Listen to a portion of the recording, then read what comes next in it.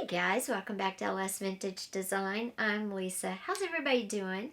I hope you are having an amazing day. Well, today is Tuesday. That's okay. That's okay. So today's video is going to be all about looking for your family, your ancestors, way back. But actually, we're just going to go into the very beginning of it today, and then if you want to check out my class over on my website, you can head that way. It'll be up by this weekend, which is right before Halloween. It will be up by Tuesday, October 31st. Let's put it that way. So, how do you get started? Well, we're going to get into that in just a second. Before that, though, I want to say if you haven't headed over to our website, please do so you can check it out.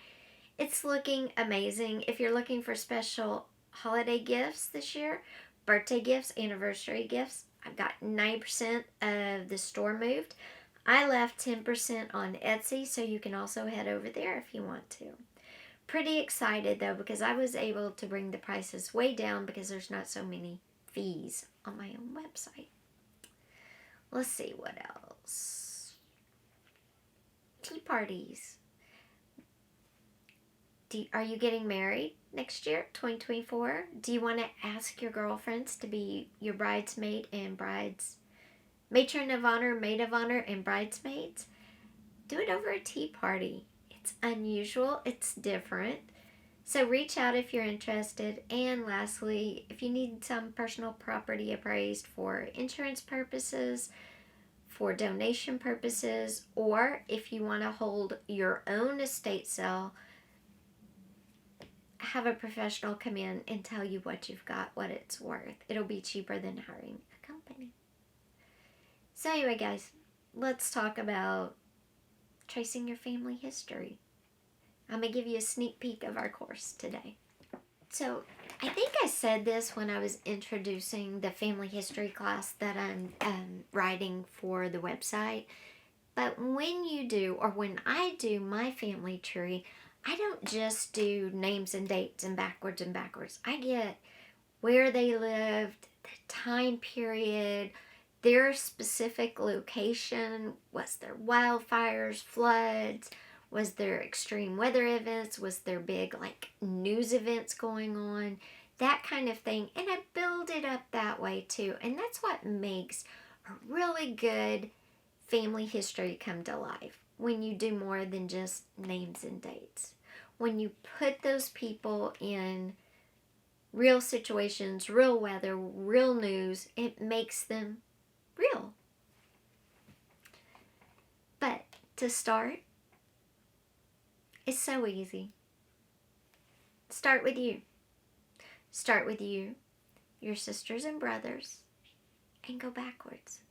Yeah, sure, you can put your spouse and your kids, that's fine. But start with you. And you can write when you were born, where you were born, all about it. You can put who you're married to, all about it. That's fine. All about your sisters and brothers if you have any. And then do the same for your parents. If you have photos, put them, attach them to the sheet of paper where you're including all this. And I say sheet of paper, you are going to need notebook upon notebook upon notebook, or you're going to have a lot of file space on your hard drive or an external drive. Because it builds up fast.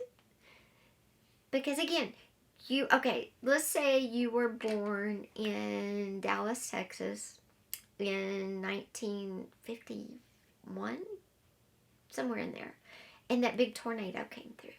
Well, you're going to want to put that where your parents living in this neighborhoods that got hit by this big tornado that's part of Dallas history and lore now. What else happened in Dallas? Well, in 1963, President Kennedy was assassinated in Dallas. Were your parents here? Were they at the parade? Were you at the parade as a small child? Or as a young child, I guess, 10, 11, whatever. What was going on? What did you yourself participate in history-wise? Your brothers, sisters, your parents. and then start all over again with your grandparents. And if you're fortunate enough to have your parents and your grandparents still alive, talk to them.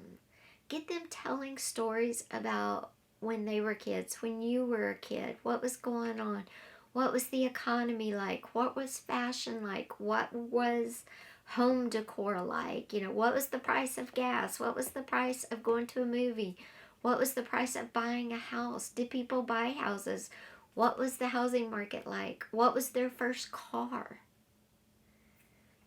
And then do all that with your grandparents if you're fortunate enough to have them. Your great-grandparents, if they're still alive. If you are in the position where your parents, your grandparents, and your great-grandparents are all still alive, I'm begging you, please don't waste an opportunity to go visit with them and record and just let them tell stories. Because once they're gone, the stories are gone. And record them. Record them. Record them. Take notes, write notes, but record them. Because you'll have every single little detail. And you'll have the sound of their voice. Make it a Sunday afternoon thing where you go visit mom and dad or grandma and grandpa or great-grandma and great-grandpa. And just sit there and drink a glass of lemonade with them and listen. Did grandma ever go to dances? Did they sell pie? Did great-grandma sell pie, have the pie raffles at the church? Those are stories of real life. And that was your history. You weren't part of it, but it's part of you. Don't be afraid to ask questions. Don't be afraid to spend time if you're lucky enough. If you're not, then you're going to have to do research. But before you get into any type of outside sources, first person sources. Record yourself. Record all you know about your childhood. Then ask mom and ask dad. They're going to have differing viewpoints, I can tell you. It's interesting. That's how you kick off a good family history class. That's how you kick off a good family history. By just talking to those that were there. I wish my grandmother was still around to talk to. She was a cool lady. My great-grandmother did I think it was a pie box, or I have it written down, or a picnic basket at the church. And the young men bought them to have dinner or lunch with them, a picnic, piece of pie. Really cool. Okay, guys, so start on this, and I will have that class up by next Tuesday, the 31st, and you can sign up and get it, and there'll be updates. All that will be uploaded with the first class and all the information to come and what you get for your money. I'll see you next week.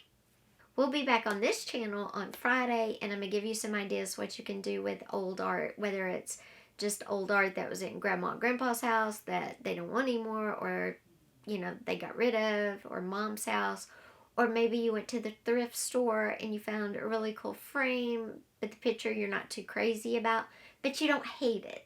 I'm going to give you some ideas of how you can turn this into really cool art for your space. Bye, guys.